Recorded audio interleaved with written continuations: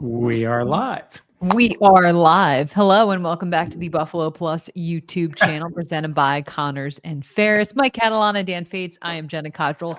We are going to recap Hard Knocks episode 4. But before we do that, please be sure to check out Buffalo Plus Live. Oh, I was going to do Buffalo Plus Live September That's it. 4th at the Thirsty Turtle in Victor. We're going to do a live taping or live recording of our podcast. There's going to be a meet and greet as well. 5 to 7, our meet and greet. We're going to record the pod after, and then the NFL season starts. So we want to have you there. We also would love if you could please like, comment, subscribe, and share as well. We always appreciate that. All right, gentlemen, episode 4 of Hard Knocks. Mike, what'd you think of tonight's episode? There were parts I really liked. Mm-hmm. I thought it was a little bit of rehash of some of the stuff. It was not my favorite episode at all. It might have been my least. I agree. I know normally we start a lot and we try and do this like chronologically, but I do think it's worth noting Jimmy Charlo just seems like an incredible person. Yes. Like the fact that he's staying there, the shuttle, he doesn't have a car, all these kind of things, and staying at the facility this late is awesome. But besides that, like, all right, yeah, we're rehashing Jamarcus Ingram, we're rehashing Buffalo Joe. Like, I don't know. This was my second favorite episode. Okay, so I want you to start and tell us why. Okay, well, I liked that I get it. They did like talk to Jamarcus Ingram a little bit. They touched on Jimmy Charlo as well, Buffalo Joe, like all that stuff. I just thought it was a cool episode, the way they did it in terms of having a little bit about Zach Davidson, a little bit about Shane Buechele. I don't know. I have my notes as well. I just really like how McDermott is coming across in this too. Like, I think you see the side of him. I think people sometimes joke about like, oh, the process. Yeah, we get it, all that stuff. But I think he's a really good leader. And I think you see that in him constantly questioning and asking like what makes a good team to, Vince Carter. And then also I thought it was really refreshing to have, the meeting before the final preseason game, like, hey, you guys are winners. I'm proud of you. Like little things like that, because for a lot of the guys out on the field, this would be their last time playing football. Yeah. And I just really like the message and the way that he has come across. I agree with all of that. I think you're right. I just thought it was a little clunky, the show, because they were trying. It's funny. And we got some great comments here that we'll go over. But I thought it was funny that a lot of the guys they highlighted got cut today. Now, some of them are coming back, so we'll see them again. But I understand what they're doing there, because they start these narratives. People don't know the team. They aren't paying as much attention as all of you guys, Bills fans, to know that these guys got cut. They're just watching the show like a show. So that didn't really take away. But to Dan's point on the Charlo stuff, I love the fact that you heard him say, I didn't do anything when he picked up the fumble. That was so good, because they're all telling him to go pose. I'm guessing Army didn't do that very often when they got a turnover. So that was cool for his moment there. He was telling his dad, like, I never played linebacker that much. He was playing like slot. He's never done that before. But him saying, I didn't do anything, because he goes, I didn't even make the hit. And he got the fumble. So I thought that was cool. Can we talk about how Jimmy Charlo's dad looks nothing of what I expected? The big beard, all that. I was like, I wasn't expecting that. And I was expecting clean cut Army kind of guy. And Mike, Renee watched the episode with me and she's like, oh, it's this Jimmy Charlo guy. Like, what's he been like? And I was like, well, actually, Mike and I got a chance to talk with him. And it was like just a great conversation. Yeah. Like the fact it was one of those conversations that it was like honest, and it's, and he kind of talked about it a little bit there with his dad of like, when I got cut, like I was pretty down, and my dad was the one that kept me motivated. My dad's the one that kept me going. And that kind of stuff was like, man, like still being a parent to a professional football player is something that you don't always hear about, Yeah. Oh no, you're a parent for a lot longer than that. He's a kid. No, I agree with you. That was cool, and that they got to come to the game and to see him was cool. You know, it's funny, you guys. We were at practice when they ran, They and were awful. It's they were hard to put so into bad. words. Like that video, and that I wrote my note down was like, fans don't see that stuff. And so fans see the game, they see a couple of posts from social media, from the team, and things like that, where it gets to be actual stuff. Like we get to film individuals, but and Jenna, I think we did the video, or we were all up there one of the days, Yeah. and it was like, it was hard to put into words how bad of a football team they were that day. And Sean's like, we've averaged 2 of these a practice for 17 days, and we can't even snap the ball, and like all of this stuff. And it was like, people be like, oh, they've had such a great camp and things like that. It's like, you may have been there the one really good day, but they've had days where it hasn't always been good, or this guy should be doing this. And it's like, well, there's more to the story than just what you're seeing or what they're portraying. And Jenna, I like the parts when like you hear KJ Hamler saying to himself, I was bad. Like I can't remember his exact words. Because while it's practice, it's not like it means so much to them. Yeah. And, you know, he's got his coach there with him saying, like, hey, like I've heard the good things. Like you got to stay positive. And he's like, I get in my head. You can see where it is. I don't remember what KJ went through in Denver with the heart thing, which was interesting to hear when a guy now has a little more perspective. But you know, he was cut today, but I think there's a good chance he comes back on the practice squad again. So I like hearing those things, even though we're right there. You know, they're not mic'd up next to us, so we don't hear those. Well, and I think it was really cool because through the series, you've gotten to see KJ Hamler's personality, like the scooter, the funny moments, the one-liners, like all that stuff. But today it was a little bit more of like what he went through and how scared he was, and how, you know, he talks about, I feel like I'm not good enough. Like the reality of, yes, he has a bright, bold personality, but like the mental struggles that come with being a professional athlete, or just like the journey that he has been through to stay at this point, and what will his future look like in terms of professional football. But I just thought it was, I don't know. I thought it really was cool. I loved all of the biomechanical stuff. Oh, I was just going to say, and we were there at practice, and when you're just watching it, it's hard to really get what they're doing. I mean, I wrote down some of the things the coach was saying. It was hilarious the way he was talking to Josh. And he was like, he basically was like, Josh is an alien. Yeah, alien. I like that. Alien level. And then he's like, yeah, it sometimes takes guys like 2 months to figure out these things. He does it in 2 reps. You know what I thought about from that? Coachable. Yeah. That's like it. Gianna on a golf course. Coachable, baby. Coachable.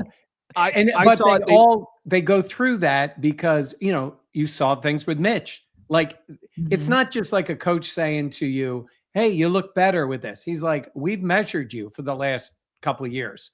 Like, you've never done that before. So I thought that, I'm with you. I thought that stuff was cool to see. I thought when he talked, sorry, Jen, I've cut you off twice now.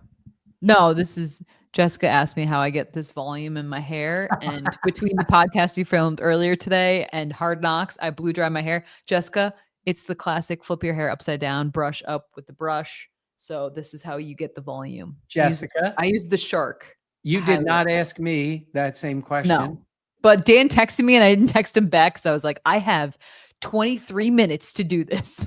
Jenna, did you say shark? Is it like a shark white? Oh no, it is a shark. I know the shark. Yes. The biomechanical stuff we talked about. It was funny to see. We have seen that stuff. Like that goes on during press conferences. Like we'll walk inside to get ready to talk to players after practice, and Josh will be going through that. Like we've seen that. He does that a few times over the years. We've talked to Josh about that, the cameras, the filming, all that biometric stuff. But to see the old video of Josh from 2019 and 2020, and it does look totally different. And Josh said like he credits that guy with like his entire career right now was life. Yeah. And so he goes, he went from chucking a rock to a thrower to a passer to now like this level was really kind of cool to see. I don't know. And again, I think Renee was next to me just like blown away because I think it's like football, rough tumble. You just go out there and do it. And it's like, there's so much minute intricacies that go in. Yeah. That go into that level. And even somebody who is blessed as can be with the arm that he has, it's still fine tuning it. And then of course he gets into his golf swing at the end, which just is perfect. And he's and like, he probably corrects his golf swing in like 2 swings too. It's very annoying that he could do that. I put the comment up because I want to know why Charlo isn't in a hotel in Orchard Park. There's not that many in Orchard Park, and he's going probably right near the airport. That would be my guess. He's probably staying there.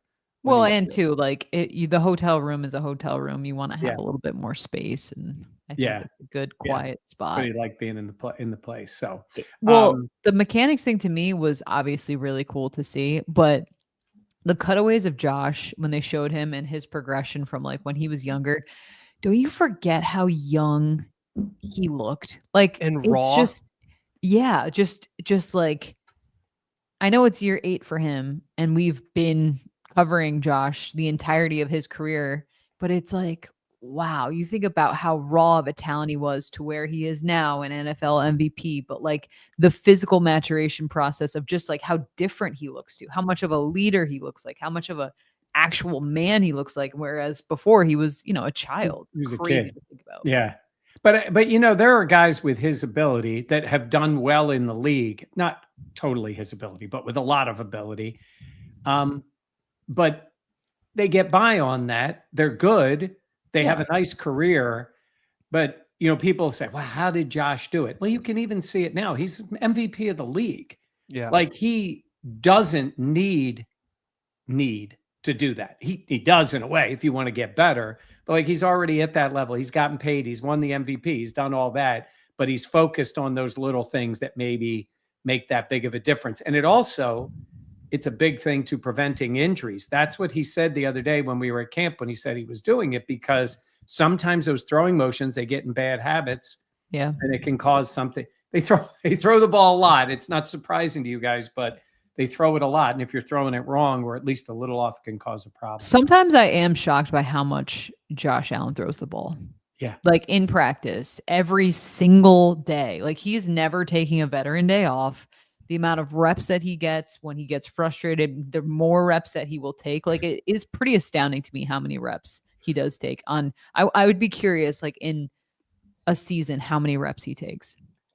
Yeah. And then add into, even when they're throwing to the nets, it's just throw. I think about That's that. at least 3 it's at least 3 footballs a time, at least 3. And you're going through multiple times. And that's just one drill to warm up. Is it Winston? Right. Yeah. Winston's going to hack up a hairball. And it's just, sorry. Just for those who don't know, Winston's a cat. This is my cat. He's just struggling under here. Yeah, this is good. I wonder if the Bills were annoyed that they were paying the guy for Josh to ask him about golf.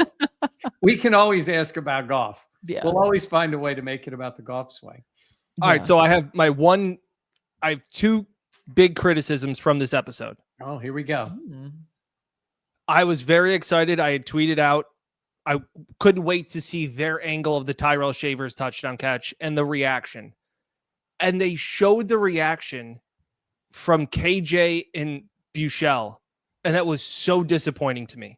That was even if I know they weren't profiling Shavers, but that could have been a moment where it's like, Tyrell Shavers is another guy that's trying to make the team, and that guy made the biggest play of his career, and it was like, great pass, Shane, and you're like, that's not what I wanted to see. I wanted to see the emotion of the entire team coming out to congratulate Shavers and to see him run over to the sideline and be fired up. That was disappointing to me, where I thought they could have, while they weren't focused on that, they could have fit that into the storyline of the game.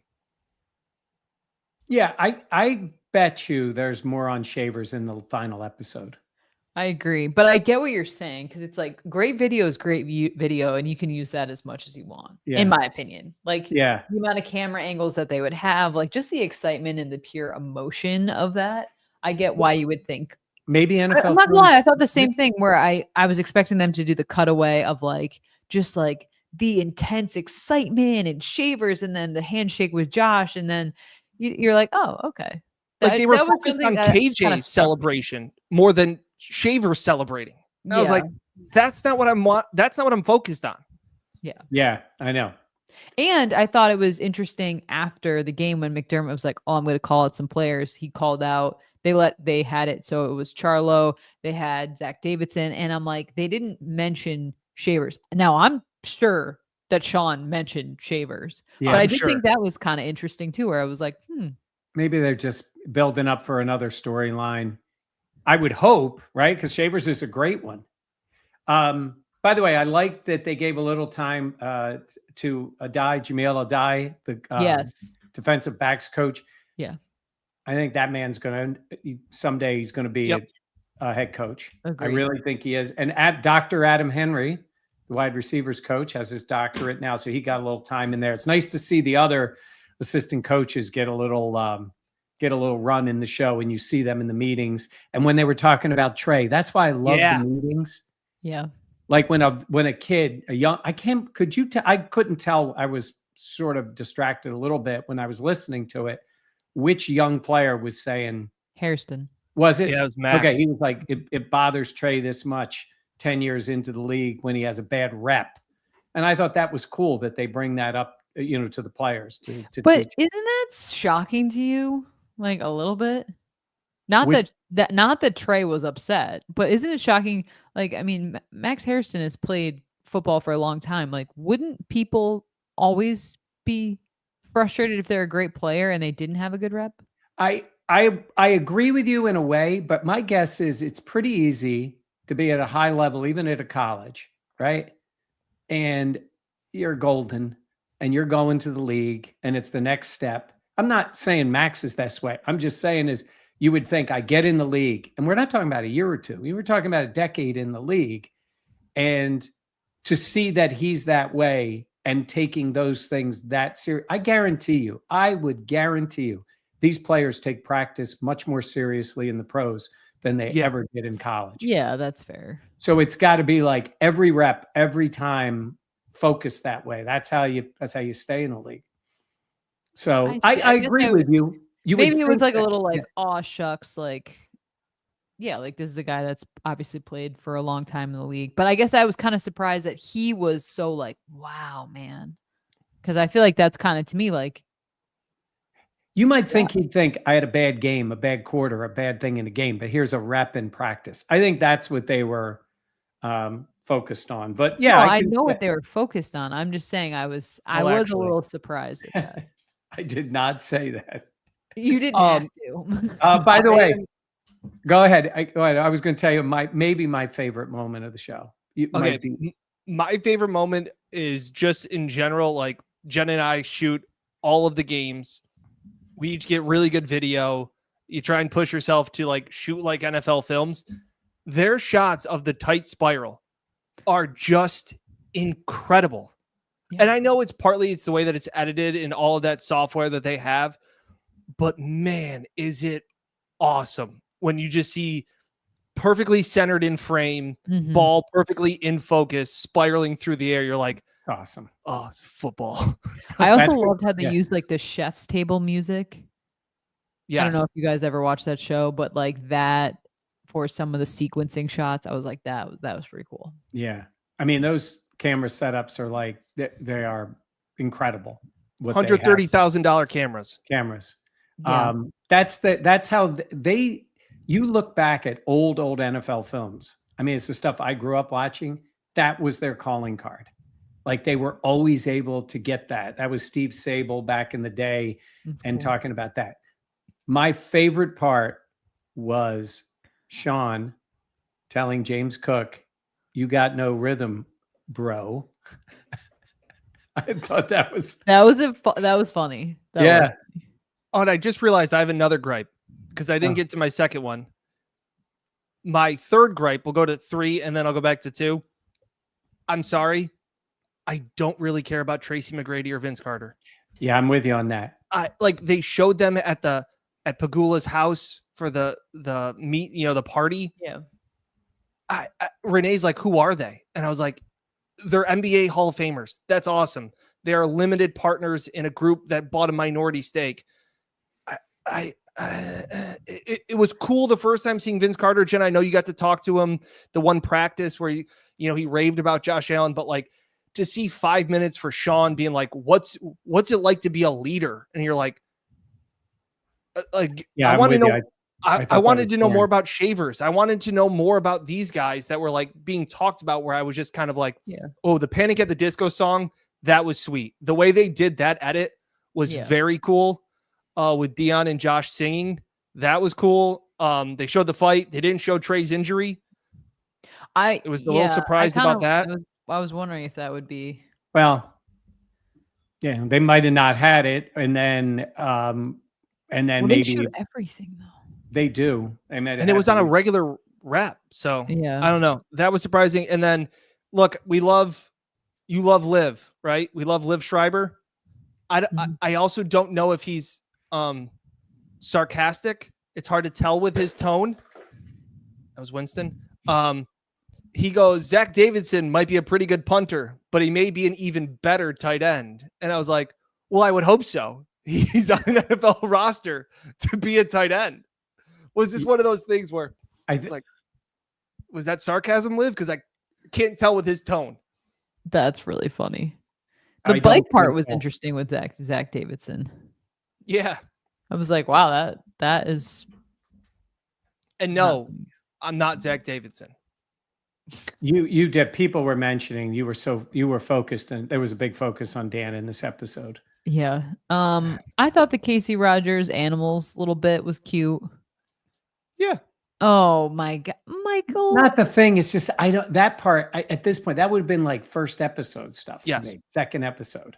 I thought it was nice though. Yeah. You're going to show me a puppy. I'm going to be happy. Like, yeah, that is true. Simple. The puppies were cool. And Casey Rogers, that's cool. But like, I'm not going to lie. I was like, Zach. Get a puppy. Also, based off that punt, awesome, like very cool moment for a guy that obviously did it at a Division II level. So it's not like he punted in Pop Warner, but I did thoroughly enjoy like that moment of like all the guys in the sidelines being like, wow. And it was like cutaways of like, what a punt. What a punt. Way to go, Zach. It was just so funny the way that they cut it together. I was like, little things like, look at that ball go through the air. Wow. The Frank Gore stuff I thought was interesting. Yeah, I honestly expected them to touch on his story a little bit earlier on and like have it be more of a focal point, because I think he's had some nice moments, especially in some of the preseason games. Dan Fates with a 61-yard punt. Wow. Don't give that to Dan's ego. Don't you do that. I don't see it. My wife doesn't see it either, but I've gotten tagged in quite a bit of Zach Davidson content. It wasn't until someone told me and I was like, oh, I could see it. Didn't a player drag you over there? I was introduced to Zach Davidson 2 years ago in a locker room. I believe it was Shaq Lawson was like, hey, come over here. And you're like, what is Shaq dragging me over to do in the locker room? They're like, this guy looks like you. We just sat there and went, what's up? Hey, how are you? Good talk. Nice to meet you. And then we walked away. Good talk. See you out there. Yeah. That's pretty good. Anything else? No. We recorded an episode about the cuts. I know a lot of people were on here. We'll be at practice. This would be for the Wednesday practice, which is later in the day because they have to wait till the waivers clear to see, then they start signing guys to the practice squad. So we'll see what it is. And then I just want to say, there's still going to be moves between now and the end of the year. I think we'll see how end of the year, end of the preseason or end of the practice time before they get to the first game of the year. So we'll see. They got another week. This is where it's changed since they got rid of that fourth game where you've got this extra bit of time. So they've had a couple of days off, and then we'll see what happens. Yeah. There's one more thing that I thought. Oh, did you guys see the mini trampoline in the locker room? I just thought that was Josh cool. Palmer just chilling on it. Yeah, I just thought that was kind of cool. Renee looks at me and she goes, "What does that do? Increase your heart rate?" And I go, I don't. Renee, I think he's just bouncing on a trampoline because he's bored and not playing. I think that was just like my 5-year-old daughter's like a trampoline. John Palmer was like, "I'll just bounce."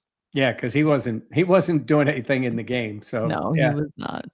He certainly was not. Yeah, I'm with Okay. Mike. Mid episode, meh. I thought it wasn't bad. Well, we had a few people say they've enjoyed all of them. That Dan and I are being too critical They're of just the haters. episode. Haters. By the way, we didn't make this episode again. Dan did by himself, the punter, but yeah, didn't make it Yeah, in. that ship has sailed. Bean's gotten a lot of airtime in this show, just not on my patio. That's yeah. Last thing on Jimmy Charlo, he's just the most McDermott guy ever. Yeah, Like I mean, it's just unbelievable to me. yeah, I think there's a chance he gets picked up somewhere else. That was maybe the one surprise that I thought when I did my 53, which means absolutely nothing. I had him as just a core special teamer that could add depth at literally everywhere. Because as Bean said, he's a football player. That was very cool to see him being out on the field and being like, "Am I going?" And they're like, "No." Like he doesn't even know what he's supposed to be doing.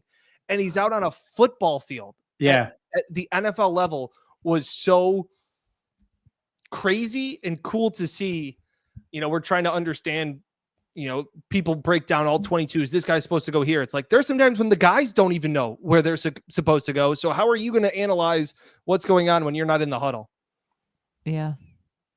Yeah, they didn't have that opportunity to get him ready. And when guys were down, I think that's kind of cool for him. I would say 2 teams to watch out for to pick him up are the Patriots and the Giants. The Because Giants he told us immediately to me. Yeah. those were the teams that Those- he worked Ooh, out Michael. for. There's a lot of Philly in that. Those. When I go home. Go Birds. Go Birds. There. That they worked him out. And sometimes those teams have been kind of dumb. And then they're like, "Oh, hey, this Charlo looks pretty good." And they're like, "Oh yeah, we had that guy in the building. Well, I wonder if the Jets come back now and seeing that he's healthy. I mean, he was there before when he tore his ACL or whatever. So, But they have to put him on the 53. Yes. And He can't, sometimes people think they can just sign him to the practice squad. The Bills have no. anybody. Well, they can because you're going to clear waivers, but you would think the Bills would have the first opportunity. They could claim him off of waivers first and then put him on the 53 for their team. So Dan, spell neighbor. They just spelled it. Neighbor. Okay, I'm proud of you. Oh, Some did of you those words? 'cause- I was like, that's a hard word. they Liaison. did it- That's Oh, child my or God. cat? Shane's up. oh. I'm just wondering if Renee's going to get up there before I do. What do you want? Do you want to go? Yeah, you guys wrap this up. I'm going to go get my daughter. Okay. Well, we're just gonna tap. We're out. wrapping up anyhow. Just tap. There he goes. All right, for Dan on Dan, dad look at that. duty. He punts and he takes care of his kids. Look at him. There he goes. Look at all that. Dennis, Mike, say whatever you wanna Tell want. people about our live event. Yes, live event coming up. It would be, today is what, Tuesday late, a week from Thursday. Think of it too. It's the first night of the regular season of the NFL, but you come spend part of it with us. If you're anywhere in the Rochester area, you can come from wherever. We're in Victor, Thirsty Turtle. We were there last year. I think the plan is we're going to be in the outside space, especially if the weather is good. They got a beautiful outside space. We're going to do a little meet and greet from 5 to 7. Then we're going to do the podcast live from 7 to 8. We'd love to meet everybody. If they want to come out, I think they'll have some special things going on. So Thirsty Turtle, we'll be promoting it too. We'll put something up on the channel too, but come see us. Yeah, we'd love to hang out with everyone, meet everyone, just do the pod and just get to meet everyone. It's always a fun night. All right, for Mike, for Dan, who's being dad of the year. Yeah. I'm Jenna Cottrell. Please be sure to like, comment, subscribe, and share. We will catch you next time here on the Buffalo Plus channel presented by Connors and Ferris.